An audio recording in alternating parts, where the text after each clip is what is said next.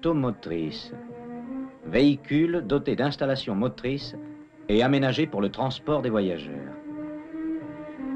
Éléments automoteurs. Ensemble constitué par une automotrice accouplée en permanence à une autre automotrice ou à des véhicules non moteurs de construction similaire. On distingue, selon leur utilisation, les automotrices de banlieue, les automotrices de ligne,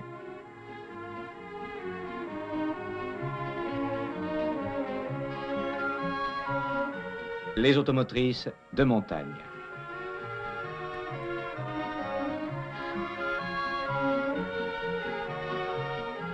Au 1er janvier 1963, près de 47 millions d'habitants étaient recensés sur le territoire de la France, dont plus de 8 millions, soit plus du 6e, dans la seule agglomération parisienne.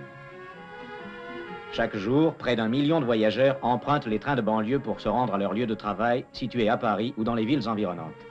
Le problème du transport de cette masse de voyageurs a toujours été une des préoccupations majeures de la SNCF.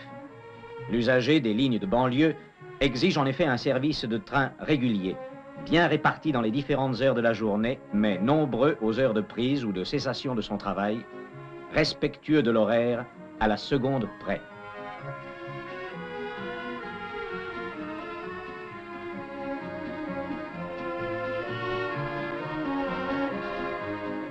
Pour écouler cette foule, la SNCF dispose dans Paris de 8 gares principales auxquelles viennent s'ajouter les stations de la ligne de Sceaux exploitées par la Régie autonome des transports parisiens.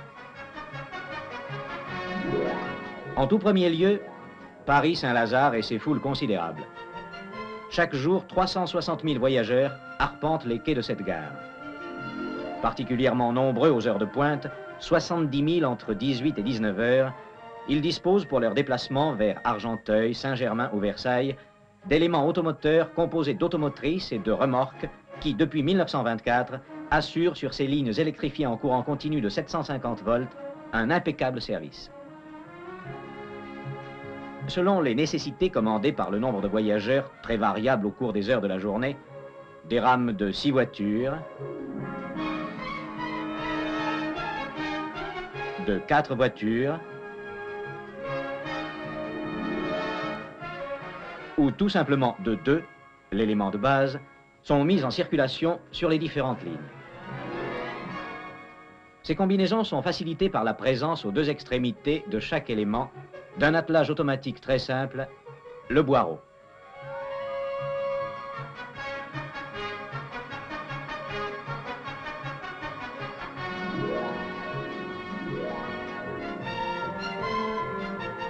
Toute la banlieue desservie par Saint-Lazare n'étant pas encore électrifiée, des rames de voitures, dont certaines à étages, remorquées ou poussées par des locomotives à vapeur, desservent toutes les gares jusqu'à Mantes-la-Jolie. Que préférez-vous? L'entresol? Le premier? Ou plus simplement le rez-de-chaussée? Vous avez le choix. La gare des Invalides voit également les éléments type Saint-Lazare assurer pour ses 30 000 habitués un service régulier jusqu'à Versailles.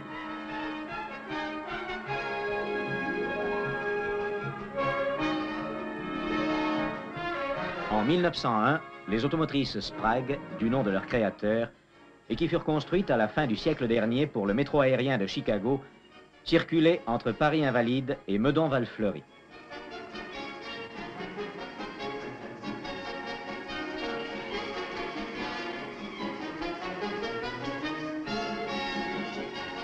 Presque oublié maintenant, ce matériel a bien mérité d'être représenté par cette survivante au musée des chemins de fer.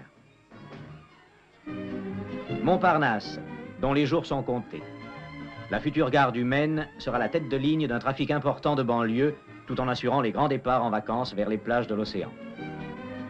Les 45 000 voyageurs de cette banlieue ont à leur disposition un matériel moderne en acier inoxydable. Un impressionnant attelage automatique, le boireau compact aux multiples liaisons électriques, mécaniques et pneumatiques équipe ses premiers éléments Budd.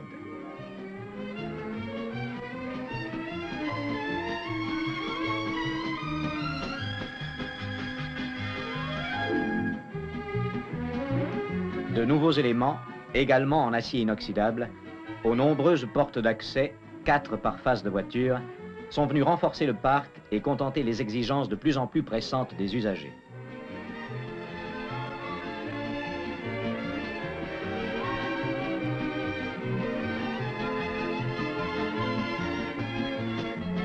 Ce matériel est également muni d'un attelage automatique, mais il ne comporte pas les connexions électriques. C'est le Scharfenberg.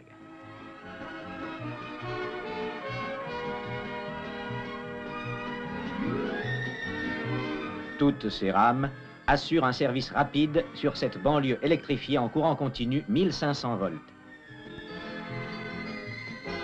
Hâtivement, jetons un coup d'œil sur la gare métro de la cité universitaire.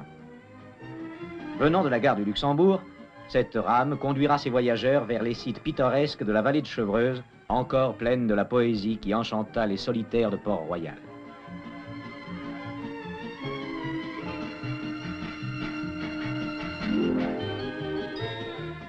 Dans la gare souterraine de Paris-Quai d'Orsay, dans celle du Pont-Saint-Michel ou de Paris-Austerlitz, passent chaque jour près de 100 000 voyageurs qui ont choisi de vivre ou de travailler sur la banlieue sud-ouest de Paris.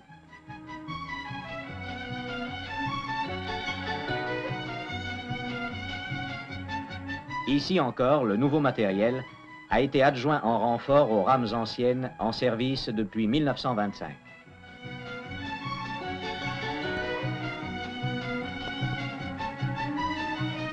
Cette façade monumentale, style 1900, la gare de Paris-Lyon, la gare des skieurs, des alpinistes, des fervents de la Côte d'Azur. Mais c'est également la gare de 80 000 banlieusards transportés chaque jour dans ce même matériel moderne.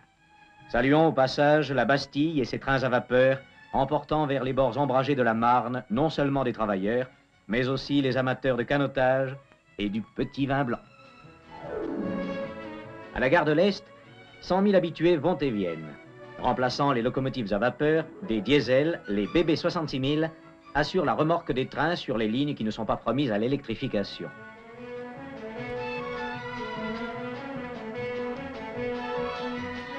Mais le courant monophasé 50 périodes, qui a fait son entrée dans cette gare, a permis aux locomotives électriques BB 16500 de prendre la relève des vapeurs vers Meaux et Château-Thierry. Terminant notre périple, entrons, comme l'un de ces 175 000 voyageurs, dans la gare du Nord où les locomotives à vapeur bientôt ne seront plus que souvenirs. Déjà, les trains de banlieue sont remorqués par des locomotives électriques. Des BB 16500 à double rapport d'engrenage tirent ou poussent des rames de voitures dont les baies peuvent maintenant rester ouvertes, permettant ainsi à leurs occupants de respirer librement l'air pur des forêts proches de Paris. Comme on y est mieux que dans cette grande ville où circuler en voiture devient un véritable problème.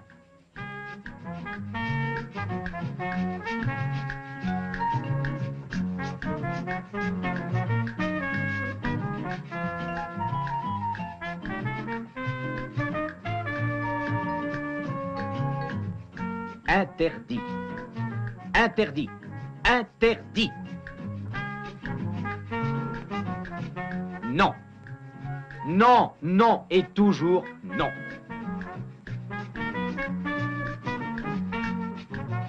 Pour vous, monsieur, qui habitez en banlieue, loin ou près d'une gare, la solution est toute trouvée. Laissez votre voiture au garage ou au parking de la gare et tranquillement, prenez le train. Vous la retrouverez ce soir, ayant échappé aux meurtrissures éventuelles de la circulation parisienne.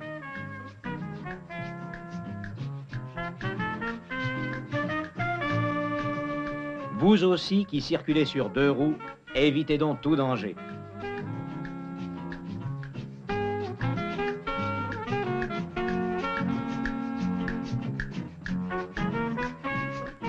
Ici, il y a de la place pour tout le monde. Et partez en paix. Pour assurer le transport de tous ces voyageurs, les anciens et les nouveaux, il faut du matériel. Sortant du brouillard, voici la rame de l'avenir. Pour exploiter toutes ces lignes de banlieue conquises ou en voie de l'être par le courant à fréquence industrielle, triomphe de la technique française, la SNCF a commandé un nouveau matériel dont les prototypes sont soumis à une expérimentation rigoureuse. La caisse est en acier inoxydable, dont les qualités de résistance permettent un gain de poids appréciable, tout en assurant une sécurité totale aux voyageurs en cas d'accident, heureusement exceptionnel. Tout est nouveau dans ce matériel à la silhouette basse et allongée. Le bogie-porteur n'a plus de châssis, tout y est articulé. Le pivot est pris dans un bloc de caoutchouc. On a même essayé le frein à disque. Mais avant de passer à la généralisation de ce système, il faudra encore de longs essais.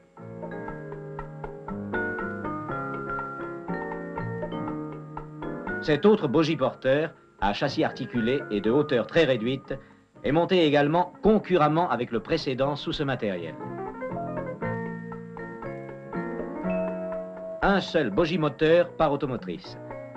Comme sur certaines locomotives électriques modernes, ces deux essieux à transmission à cardan sont entraînés par un seul moteur, dont les 970 chevaux, 700 kW, disent les techniciens, permettent de tirer ou de pousser deux remorques, réalisant ainsi des rames élémentaires de 3 voitures dans lesquelles plus de 560 voyageurs aux heures de pointe peuvent monter, sinon s'asseoir.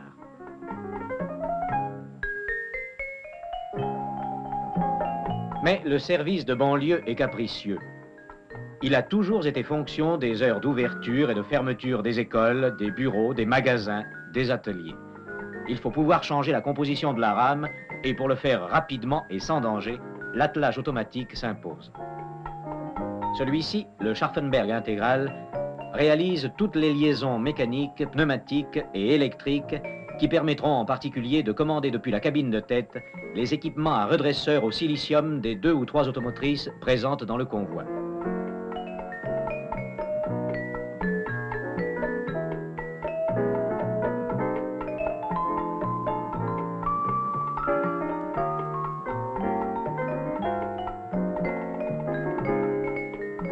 Partant de la gare du Nord, cette rame est constituée de 9 voitures. 3 automotrices, 6 remorques. Elle s'élance vers la forêt de Chantilly et Creil.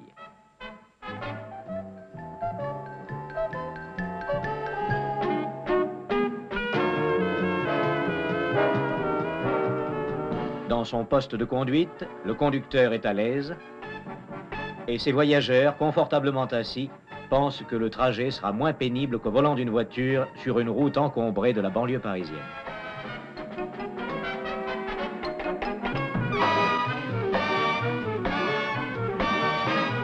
Rapidement, la vitesse atteint 100, 110 et même 120 km à l'heure. Mais les distances entre gares sont courtes en banlieue et déjà la main du conducteur s'apprête à ralentir et à freiner le convoi.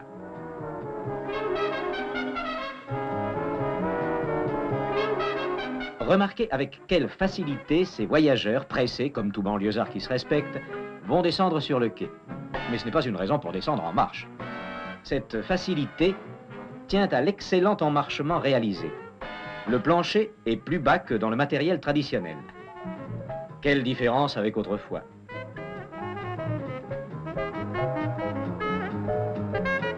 Cette nouvelle disposition permet un mouvement plus rapide des voyageurs. Ces secondes grignotées dans chaque gare intermédiaire, que de minutes gagnées sur le temps total du parcours.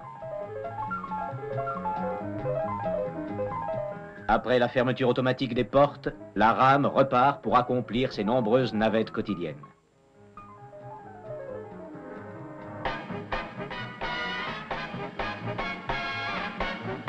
Moins heureuses que leurs sœurs, les voitures de grande ligne qui, loin de Paris, vont respirer l'air pur et sain des grands espaces, ces rames et trains de banlieue, inlassablement reviendront à leur point de départ, toujours au service de ce voyageur sympathique, le banlieusard, qui a minuté son temps et souvent sa vie quotidienne sur l'horaire de son train.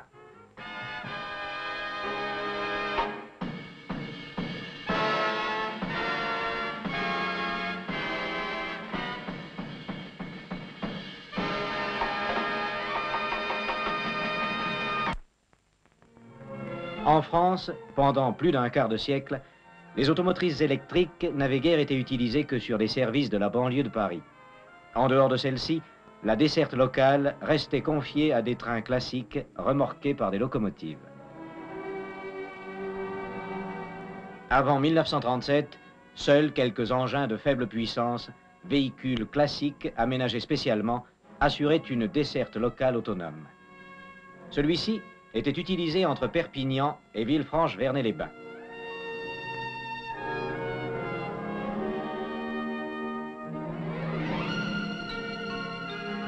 Celui-là, baptisé Orléanaise, assure toujours les trains omnibus autour d'Orléans et même vers Angoulême et Brive. 1937 vit enfin apparaître, à l'occasion de l'électrification de la ligne Paris-Le Mans, de véritables automotrices de ligne. Elles étaient de deux types. Les Budd, à la caisse étincelante, capables d'assurer également un service de banlieue. Les ramassages, utilisés principalement pour desservir toutes les gares, grandes ou petites, échelonnées entre Chartres et Le Mans.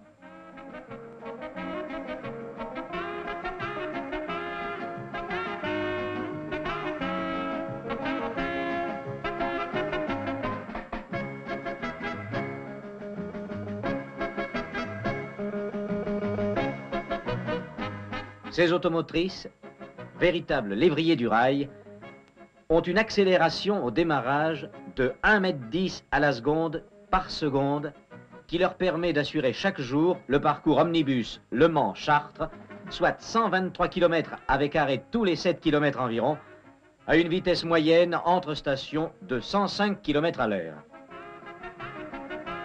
Aucun véhicule dans le monde ne fait mieux que ces automotrices, les rouges. Les années passèrent. Le développement des grandes électrifications conduisit alors la SNCF à rechercher le moyen le plus économique d'assurer sur ces lignes les services de voyageurs à courte ou moyenne distance. De là est née en 1960 l'automotrice Z7100, véhicule moteur électrique de conception Autorail. Dès sa naissance, la première automotrice livrée, la Z7101, fut soumise à de nombreux essais.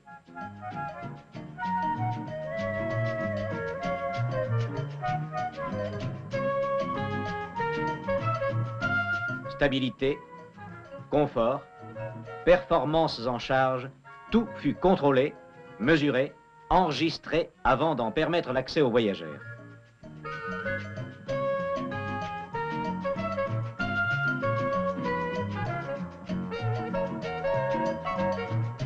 Son allure extérieure et son aménagement intérieur lui donnent, malgré le pantographe, une parenté réelle avec les autorails.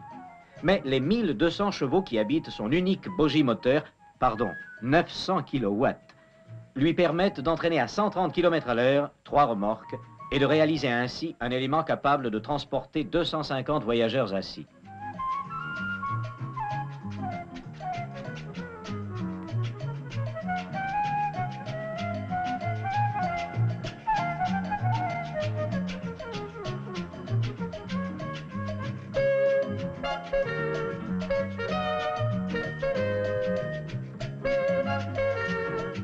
Ce matériel rapide et confortable, vous le verrez partout. Entre Lyon et Saint-Étienne, il assure une douzaine d'allers-retours quotidiens.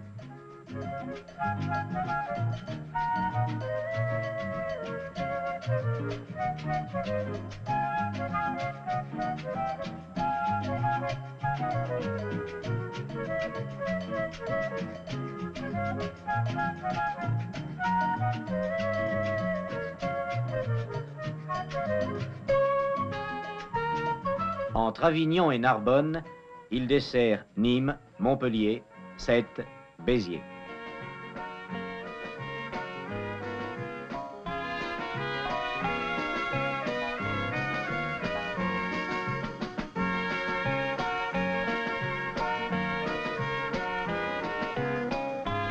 Entre Béziers et Neussargues, où certaines de ces automotrices, grâce à l'équipement de freinage rhéostatique dont elles sont munies, circulent journellement sur une ligne particulièrement difficile, mais combien touristique.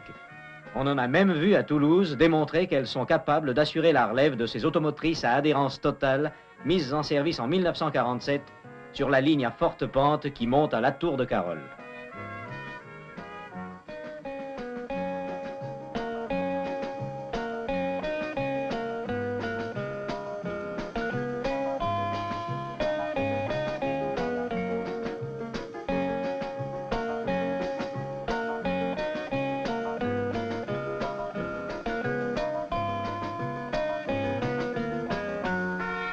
Enfin, pour étudier complètement leurs possibilités, 2 d'entre elles, munies d'un équipement particulier, circulent sur les lignes électrifiées en courant monophasé à fréquence industrielle. Nombreux sont les besoins.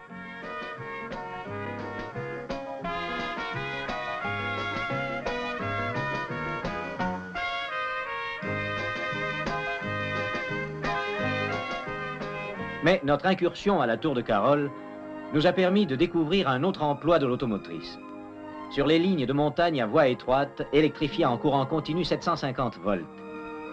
L'élément automoteur est roi, et depuis longtemps, depuis le début du siècle. De la Tour de Carol à Villefranche-Vernay-les-Bains, le petit train jaune serpente à travers la Cerdagne, escaladant des cols, franchissant des ravins, des vallées profondes, sur des ponts aux noms célèbres. Viaduc Gisclar, pont Séjourné, révélant aux voyageurs à chaque courbe de la voie un site nouveau. Et malgré son aspect un peu suranné, ce petit train est toujours apprécié.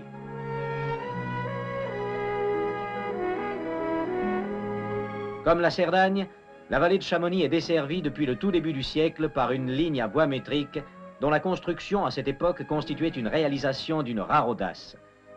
Les déclivités atteignent en effet 9 cm par mètre. Sans crémaillère, c'est un véritable record du monde. Le matériel primitif, légèrement modernisé, circule toujours.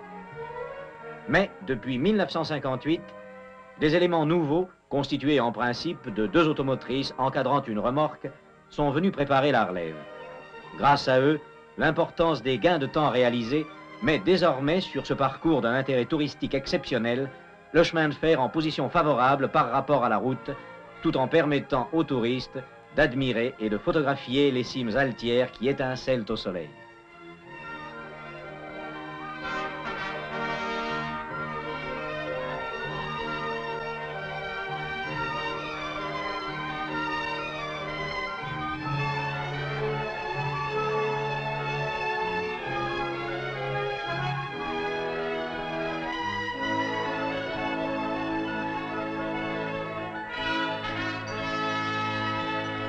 Et maintenant, comment, en conclusion, ne pas penser qu'il conviendrait de compléter les définitions de notre dictionnaire par ces quelques mots.